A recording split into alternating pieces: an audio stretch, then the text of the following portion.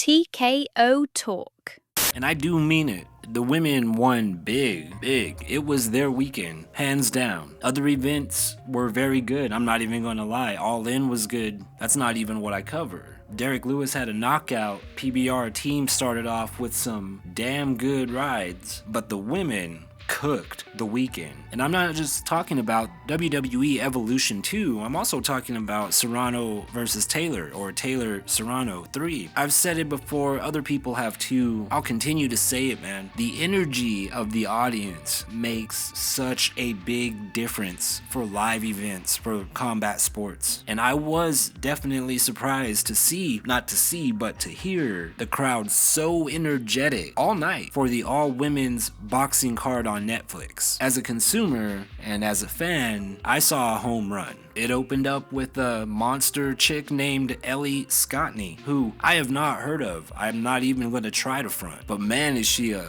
little bulldog. She had a fight against Yamalith Mercado, who was also very tough. They did go at it. Now, granted, this is not Shogun Henderson 2 or anything like that, but it's my opinion you gotta give credit where credit is due for the women that participated on the card and for Jake Paul himself. I mean, Madison Square Garden looked beautiful with modern screens, modern setups, the ring apron and the screen behind them with the screen behind them with the flags and whatnot. The ultra sharp red and black letting you know it's Netflix. The posts for the ring, those giant 3 overhangs that reminded me of TARS from the movie Interstellar for the walkout. Those things moved even. I really like that ring announcer as well. He did a damn good job. He reminded me of Faust from the game Guilty Gear, for any of my gamers out there. The walkout, the aisleway for the athletes to walk out, razor sharp, crisp, on time, leaps and bounds ahead of Jake Paul, Mike Tyson. I even commented about it on X, and someone told me, it's one of the worst times they've ever seen Madison Square Garden. Whatever.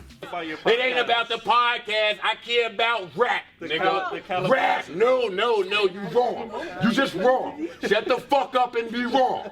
It's okay to be wrong. I have never done anything for attention, number one, and I am only for the forwarding of this culture. I don't care about dick riders like you who want to perpetuate shit to be in Drake's favor. I was impressed. Others were impressed. Maybe not everybody was, but I definitely was. As far as the main event goes itself, I thought Amanda Serrano's walkout was just so awesome. It really was. It got me moving. I ain't gonna lie. And if you hated on it, whatever. That's up to you, man. But that was a beast of a walkout. Katie Taylor is, a little bit more mellow. But Serrano knows how to be a showwoman, and I really appreciate her efforts for that. The energy that she puts across on camera is it's palpable, man, and I really do like it. I love what the crowd was doing for both women. The strategy for Serrano, in my opinion, from what I could tell, did have a few tweaks, to say the least, compared to Taylor Serrano 1 and 2. Nonetheless, it was entertaining to watch, and I did, in case anyone is wondering that comes across this, I did think Katie won. In my humble novice opinion, I think if Serrano had a little bit more output, a couple more rounds could have been swayed. Maybe not. Katie Taylor is awesome though. Another production element I really enjoyed was the music choice. There was a lot of Jay-Z. I'm guessing Jake Paul or Serrano probably like Jigga a lot. Can't imagine Katie Taylor listening to a lot of Hove, but maybe it was her. But I did appreciate that quite a bit. I thought Amanda Serrano gave a wonderful speech after the fight, and she was pretty much on point about everything she said. This was awesome. This was a home run. I wouldn't call it a grand slam, but it was a home run because, the fights underneath could have been a little bit better or a lot of bit better depending on where you're going. Personally, I thought Baumgartner and Miranda was pretty entertaining. Honestly, in that fight, a little bit of technical opinion. I am surprised Miranda wasn't able to see those winging punches coming or lunging punches from Alicia Baumgartner. But she came to fight and it showed. And I was entertained, man. I mean, I can't lie. I know everybody's gonna have a different palate, but for me, I'll say it one more time, MVP pretty much nailed this one.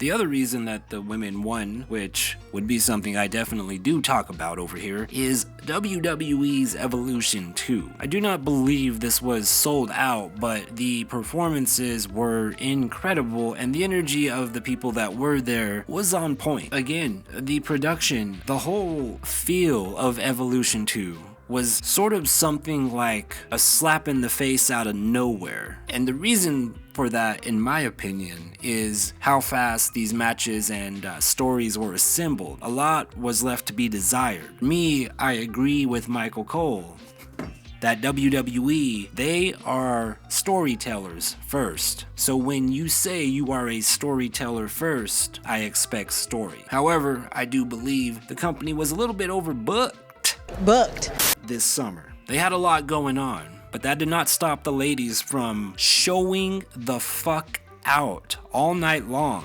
Anything to be nitpicky about, I would definitely say Kairi Sane's timing in that Fatal 4-Way was a little bit off. No doubt about it. Overall, some of the costumes, I wasn't feeling it. I thought Jade's costume was a lot better this go around than what it was for Night of Champions, which was the Storm getup. This one had some plating on the spandex or whatever, but it seemed to fit better. I also thought Tiffany Stratton's costume was weird because of the shoes with the garter belts on it. It just looked off to me. I don't know what that was about, but this is just nitpicking, man. I think Raquel Rodriguez is due some mainer than what she's doing now. I thought she looked incredible in that Fatal 4-Way for Evolution 2. Her and Roxanne do work very well together, and I look at them and I think of the characters in Mortal Kombat. Ferrator, the big one with the little one. She's getting the camera work right, she's getting the faces right, she's getting the selling right, the timing right, the power moves right. I'm really digging what she's doing lately, and I hope it stays together with her and Roxanne so we can keep building this towards living old Prodigy. Puto morro que te la verga, puto morro que te la verga, puto morro que te la verga, puto morro. Morro castrante que te la verga, puto morro que te la verga, morro castrante, hijo de perra. I do think Tiffany Stratton is much better as a heel and needs to be a heel as soon as she can, because the face doesn't really fit her style in ring. The emoting that she does, and she has little dirty tactics with sassiness. Let's not forget she won the championship belt by stabbing her best friend in the back. I do think that would make this run all that more interesting. She had a match with Trish Stratus, and it's kind of like people are cheering both of them, and that's fun, but I would prefer a heel-face match, especially for title matches, especially when we're on these types of events. While we're on that topic, Trish Stratus did very well.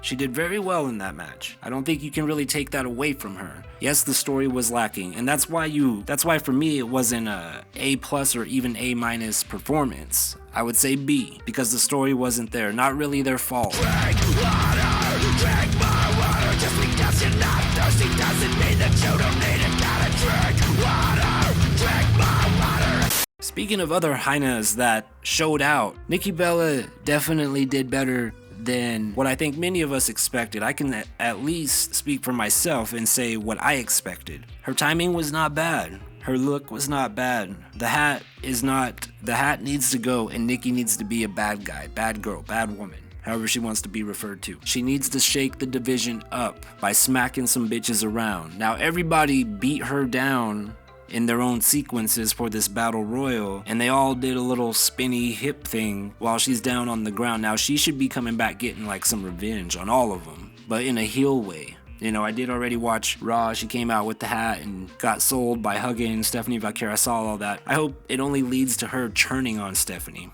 She needs to go heel. She needs to go heel. She's taking bumps well. She's really selling the offense and defense. And as I said, she is here and determined to make sure she gets some respect. And it looks like she's gonna do it. I just hope the story is right for her. I really thought they were gonna do like some Brie stuff, but it seems like Stephanie is the one that's gonna go along with her, which is very smart by Nikki and WWE Creative when they're focusing on this. As we all know, everybody loves Stephanie.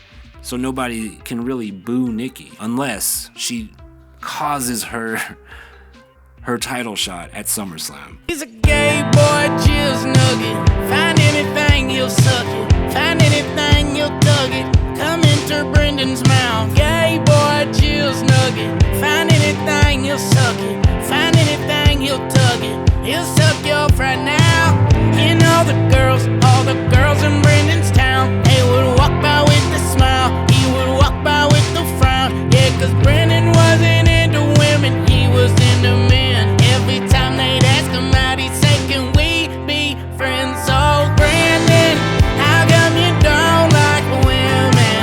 You went to bed last night with 2 men and woke up today with your head still spinning, making all the pretty men say, Brendan, how'd you get so gay? Homoerotic when you look my way. And all the girls say, Brendan, how come you don't like women?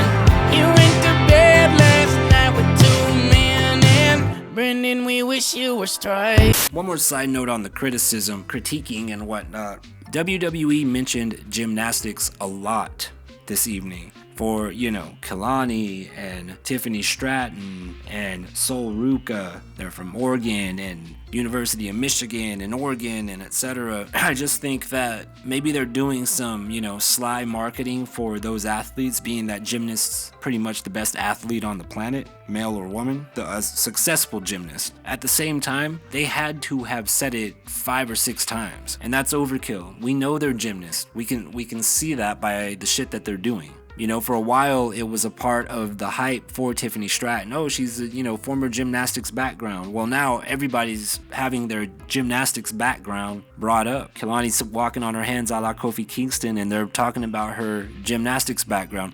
And this is no dig on Kalani. I love Kalani. She's killing it right now. She's absolutely killing it. She did great at the Evolution 2 show. But we can just tone that down a little bit, in my opinion.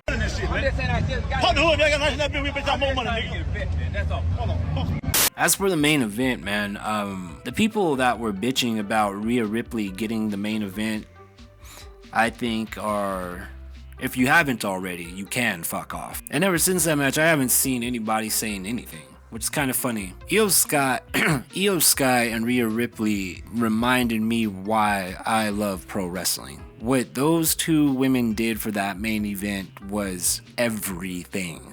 Everything that makes a great pro wrestling match. My hats go off to them for that insanely, absolutely just near perfect match. It's been a while since I've been that excited watching a pro wrestling match go down. Fantastic stuff. You could see they knew what they were doing. You could see that timing was there. Rhea was in the best shape of her life. She looked leaner. She looked more defined, muscular. And what that tells me is that she was ready to tear the fucking house down, and tear the fucking house down is exactly what she did. Anyone that's been around this channel or knows me personally knows that I've been screaming for Naomi to get something going ever since she came out as a Funkadactyl and then left and came back, put her in a main story. Well, at Evolution 2, after Io and Rhea gave us what is likely going to be the match of the year, man or woman, at least top 3, she cashed in her money in the fucking bank and pinned Io Sky. Finally, this is a great story arc for Naomi. I couldn't be more happy for her, the person, for the work she has put in over all these years. One of the best athletes on the roster, top 10, easily. That Evolution 2 main event was one worth going back to watch again and again. The Women's Elimination Chamber match where Jade came back was pretty awesome. This was way better, way better.